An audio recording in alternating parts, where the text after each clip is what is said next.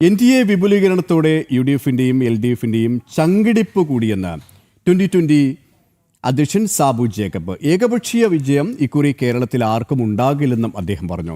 ജമാഅത്തെ ഇസ്ലാമി UDF-ന് ദോഷം ചെയ്യുമെന്ന് 2020-ൽ അംഗത്വമെടുത്ത ശേഷം നടനും സംവിധായകനുമായ അഖിൽ മാരാരും ചൂണ്ടിക്കാട്ടി. വിവരങ്ങളുമായി മിഥുൻ അയ്യപ്പൻ ചേരുകയാണ്. മിഥുൻ, 2020 അധ്യക്ഷൻ പറഞ്ഞത് കേരളത്തിൻ്റെ സമകാലിക രാഷ്ട്രീയ ചിത്രം തന്നെയാണ്. കാരണം NDA വലിയ മുന്നേറ്റം ഉണ്ടാക്കും എന്ന കാര്യത്തിൽ സംശയമില്ല. ഇന്ത്യയിലേക്ക് കൂടുതൽ ഘടകകക്ഷികൾ വരുമ്പോൾ ചങ്കടിപ്പ് കൂടുന്നത് LDF-നും UDF-നുമാണ്. കാരണം കാര്യങ്ങൾ അത്ര എളുപ്പമാകില്ല എന്ന്. മറ്റെന്തൊക്കെ കാര്യങ്ങളാണ് അദ്ദേഹം വ്യക്തമാക്കിയത്?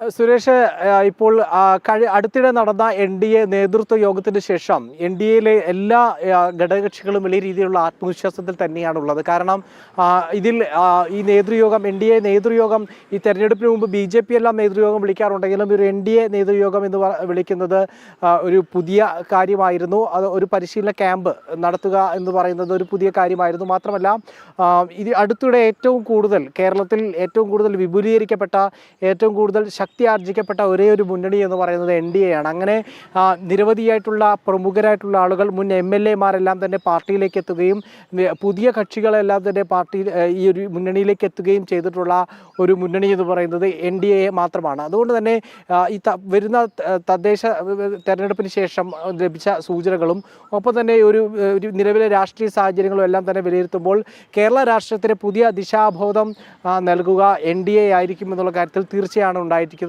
അതോടുകൂടി ഇപ്പോൾ ഏറ്റവും പ്രധാനപ്പെട്ട ഒരു കാര്യം എന്ന് പറയുന്നത് 2020 എന്ന പാർട്ടിയുടെ NDAയിലേക്കുള്ള കടന്നുവരവാണ്. കാരണം BJPക്ക് അധികം കടന്നു വരാൻ കഴിയാത്ത ഒരു ഇടമായിരുന്നു, NDAക്ക് അധികം കടന്നു വരാൻ കഴിയാത്ത ഒരു ഇടമായിരുന്നു എറണാകുളം ജില്ല എന്ന് പറയുന്ന രീതിയിലുള്ളൊരു വിമർശനമുണ്ടായിരുന്നു. പക്ഷേ ആ വിമർശനത്തെ ഇപ്പോൾ NDAയുടെ ഏറ്റവും പ്രബലമായിട്ടുള്ള ഇടമായി എറണാകുളം ജില്ല മാറിയിരിക്കുന്നു എന്നുള്ളതാണ്.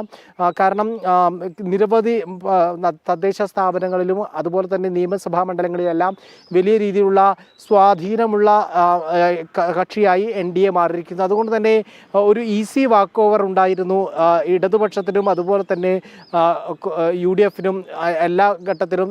എറണാകുളം UDF-ന് ഉറച്ച കോട്ട എന്നുള്ള തലത്തിലേക്ക് വിമർശനം അല്ലെങ്കിൽ ആ ഒരു രീതിയിലുള്ള വിശകലനത്തിലേക്ക് നീങ്ങിയിരുന്നു. അങ്ങനെ ഒരു ഈസി വാക്ക് ഓവർ ഇനി ഒരിക്കലും എറണാകുളം ജില്ലയിൽ ഉണ്ടാകില്ല.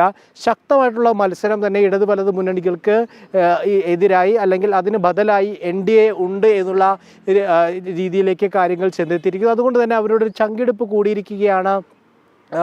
എറണാകുളത്തടക്കമുള്ള എറണാകുളം ജില്ലയിൽ മാത്രമല്ല കേരളത്തിലെമ്പാടും ഒരു ഇടത് വലത് മുന്നണികൾക്ക് ഒരു ചങ്കിടിപ്പ് കൂടിയിരിക്കുകയാണ്. പ്രത്യേകിച്ച് NDA വിപുലീകരണവും NDAയുടെ ഈ ശക്തി ആർജിച്ച ഒരു ഇപ്പോഴത്തെ ഒരു അവസ്ഥയുമെല്ലാം വലിയ രീതിയിലുള്ള മാറ്റം ഉണ്ടാക്കിയിരിക്കുന്നു എന്നുള്ളതാണ്.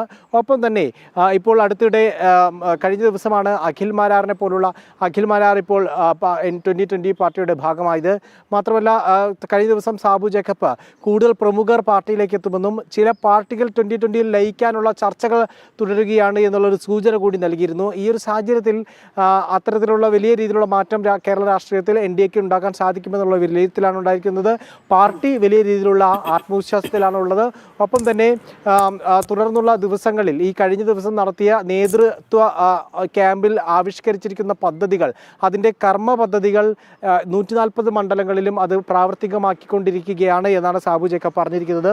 ഒപ്പം തന്നെ കഴിഞ്ഞ ദിവസം എത്തിയ അഖിൽ മാരാർ ചില ഒരു വിമർശനം കോൺഗ്രസിനെതിരെ ഉന്നയിക്കുകയും ചെയ്തിരിക്കുന്നു. അതായത് കോൺഗ്രസ് ഇപ്പോൾ വിജയ ഫോർമുലയായി സ്വീകരിച്ചിരിക്കുന്ന സമവാക്യം അത് വലിയ രീതിയിലുള്ള അപകടമുണ്ടാക്കുന്നതാണ് എന്നാണ് അഖിൽ മാരാർ വ്യക്തമാക്കിയിരിക്കുന്നത്. അതായത് ജമാഅത്തെ ഇസ്ലാമിയുമായ ഒരു ബാന്ധവത്തിലേക്ക് കോൺഗ്രസ് പോകുമ്പോൾ അത് വലിയ രീതിയിലുള്ള ദോഷം ചെയ്യും പാർട്ടിക്ക് എന്നുള്ളതാണ്.